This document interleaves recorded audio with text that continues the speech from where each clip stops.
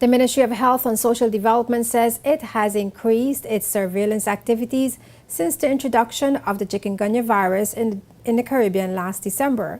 According to a government press release, the BVI has recorded 30 Chikungunya cases. The ministry says it is continuing efforts to minimize the number of cases by reducing mosquito breeding sites throughout the territory, and cleanup operations were carried out on Jos van Dyke, where the first cases were reported.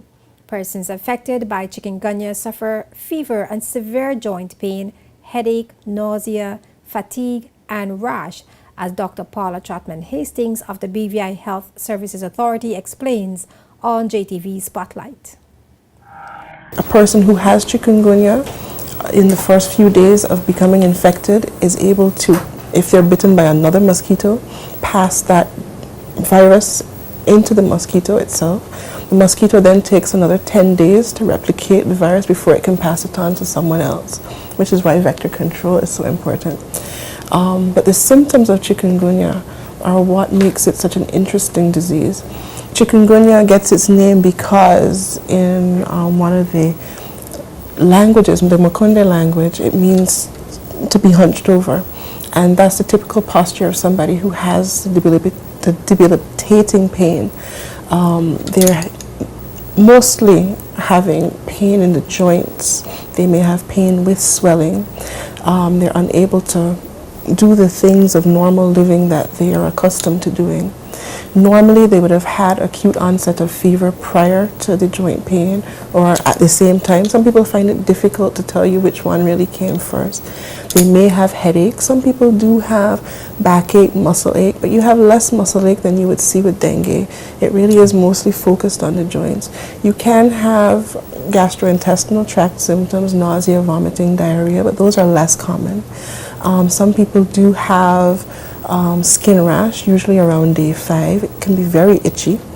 And multiple joints are usually involved. It's usually symmetrical. And it's usually the joints of the hands, the fingers, the wrists, the elbows. Some people complain of the knees, the ankles. And what can happen is you have inflammation of the joints themselves and sometimes of the tendons. So I've seen patients who tell me, you know, doc, I'm a chef and I can't hold a knife.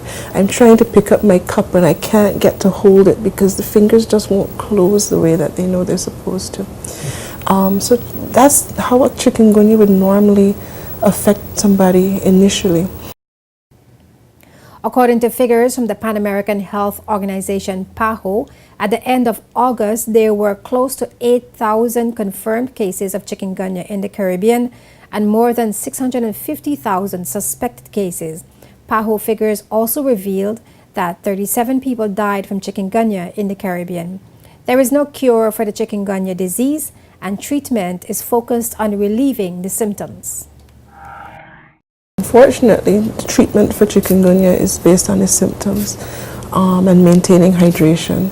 So if you're having severe pain, a doctor will normally recommend pain medication, maybe anti-inflammatory medication if we're sure it's not dengue, and then making sure that the patient drinks lots of fluids so they don't become dehydrated, and trying to avoid being bitten by more mosquitoes, not just because you're afraid of contracting another mosquito-borne illness, but because you don't want to pass it on to the others around you.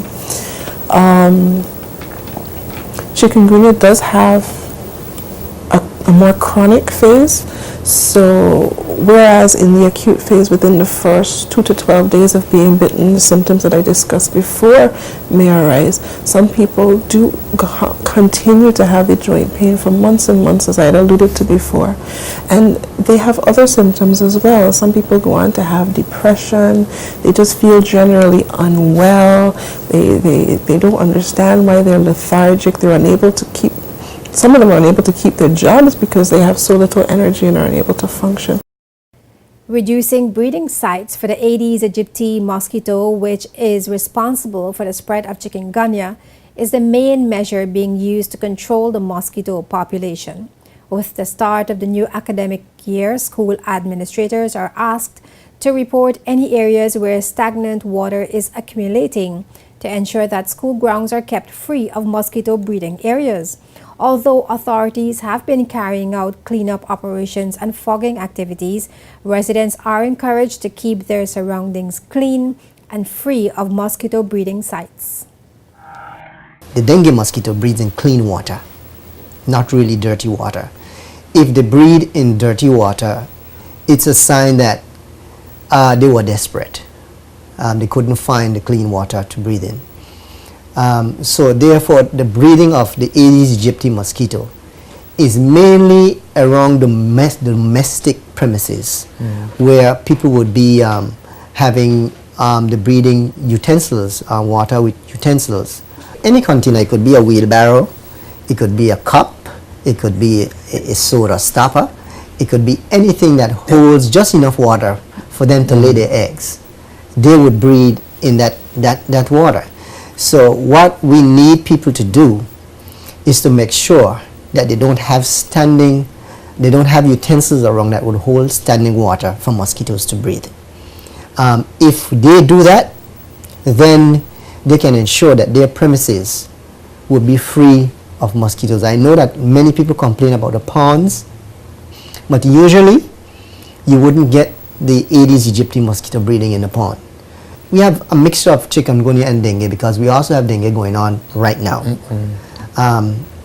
We had our highest incidence of dengue, I think it would have been in summer of 2013. And we have both chikungunya and dengue occurring simultaneously in the territory.